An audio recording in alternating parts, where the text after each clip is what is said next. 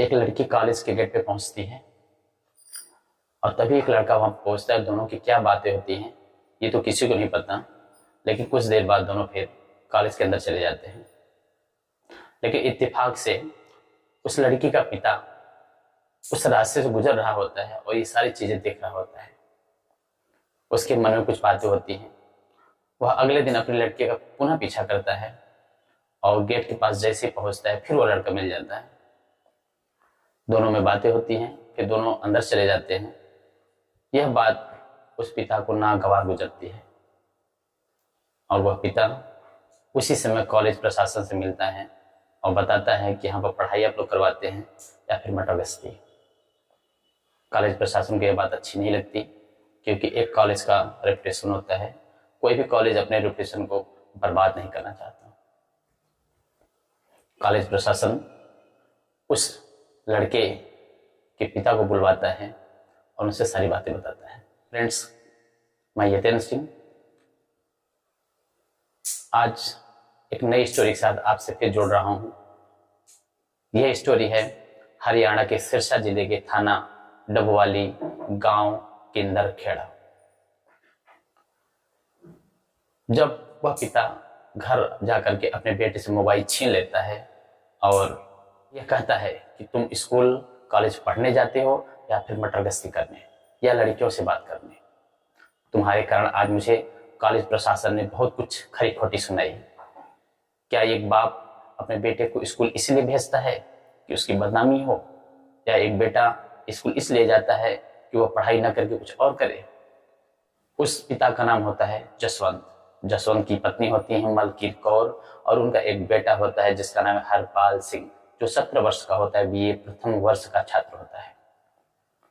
जसवंत सिंह की उम्र 40 साल होती है और उनकी पत्नी मलकीत कौर की उम्र 35 ईयर्स होती है। एक दिन अचानक घर में आग लगती है और जसवंत का बेटा हरपाल सिंह बड़ी तेजी से बगल वाले घर तब के यहाँ पहुंचता है और कहता है कि मेरे घर में 2 बदमाश घुस आए हैं जिनके पास हथियार है, उन्होंने मेरे घर में आग लगा दी है। जब हरपाल सिंह के ताऊ को यह बात पता लगती है, वो दौड़ करके आते हैं और गांव वालों को एकत्र करते हैं।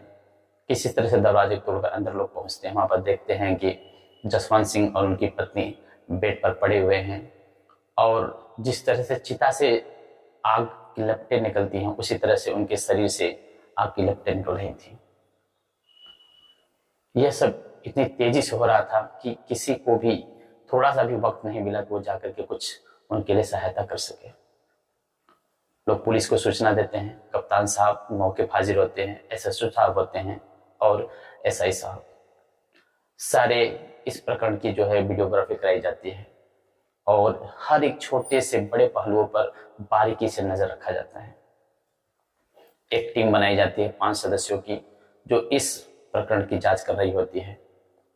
सारी जांच जब पुलिस पूरा करती है तो उन्हें इसमें बहुत बड़ा गेम दिखाई देता है। जसवंत सिंह के पुत्र हरपाल से पुलिस बार बार पूछती है कि तुम्हारे माता और पिता कैसे जले। हरपाल का एक ही जवाब होता है कि 2 लोग हथियार के साथ घर में आए और उन्होंने घर में आग लगा दी। उसमें मेरे माता पिता बुरी तरह से जल गए, उनकी मौत हो गई। लेकिन यह बात पुलिस के गले नहीं उतर रही थी, क्योंकि प्रथम दृष्टया यह देखा गया कि अगर कोई बाहरी व्यक्ति इस तरह से आता और घर में लूटपाट करने की कोशिश करता तो यह जाहिर सी बात थी कि घर में रखे हुए गहने और कीमती सामान अवश्य वो लोग अपने साथ ले जाते हैं। लेकिन यहाँ पर सारी चीजें इधर की उधर बस पड़ी हुई थी। दूसरी बात कि अगर किसी व्यक्ति के डेड बॉडी को जलाया जाए तो क्या वो इसका विरोध नहीं करेगा? जरूर विरोध करेगा, और विरोध करने की ऐसी कोई स्थिति वहां पर दिखाई नहीं दे रही थी। अंततः कप्तान साहब के आदेशानुसार हरपाल को पुलिस उठाती है, थाने लेके आती है और उससे अपने तरीके से पूछताछ करती है। अपने तरीके से पूछताछ करने का मतलब है 3rd डिग्री।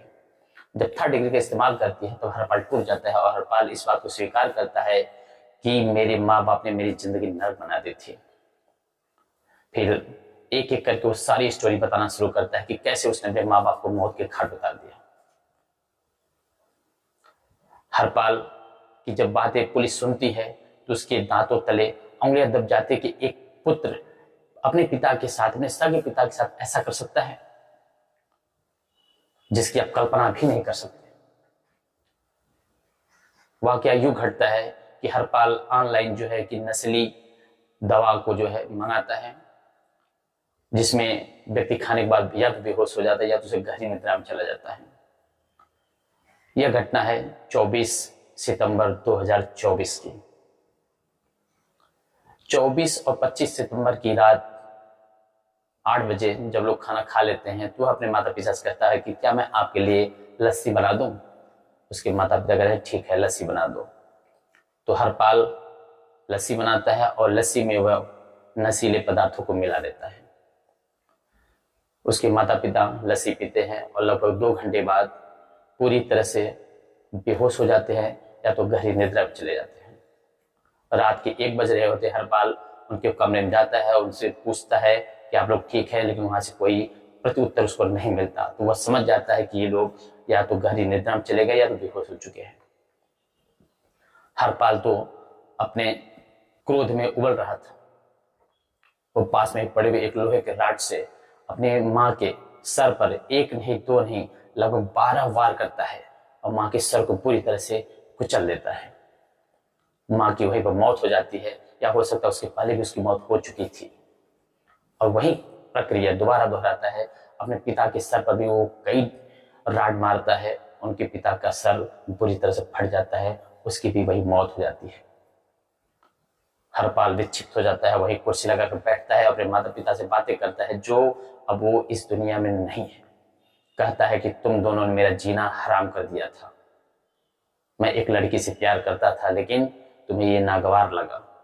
अब बोलो, अब मेरा विरोध करो। लेकिन विरोध करने की तो वहां कोई बात ही नहीं थी क्योंकि वह दोनों अब इस दुनिया में नहीं थे। उसके बाद हरपाल उठता है और सारे कपड़ों को इधर उधर कमरे में फैला देता है और बहुत सारे कपड़े अपने माता पिता के ऊपर डालकर आग लगा देता है। जैसे वो डेड बॉडी जलने लगती है, लगभग 40 मिनट तक वहीं पर बैठ करके इन सब चीजों को देख रहा होता है। जब उसको ये समझ में आती है कि नहीं डेड बॉडी लगभग 90% जल चुकी है, तब वहां से दौड़ के उठता है और अपने बगल वाले मकान की तरफ भागता है जो उसके ताऊ होते हैं। वहां पर जाकर कहता है कि ताऊ जी 2 हथियारबंद लोग आए हैं, उन्होंने जो है कि घर में आग लगा दिया है। तो कहानी कुछ यूं वो रचता है और उसको अंजाम देता है। मेरी इस कहानी को आप लोगों के समक्ष बताने का बस इतना सा उद्देश्य था कि आप जागरूक बने। किसी को कष्ट देना, किसी को तकलीफ देना मेरी कहानी का कोई उद्देश्य नहीं है। बस उद्देश्य इतना है कि हर एक माता पिता को अपने बेटे के ऊपर निगरानी अवश्य रखनी चाहिए, क्योंकि ऐसी घटना किसी के भी साथ हो सकती है। तो प्लीज हमारे इस चैनल को लाइक और सब्सक्राइब कर दें और कमेंट करना ना भूलें। जय हिंद, जय भारत।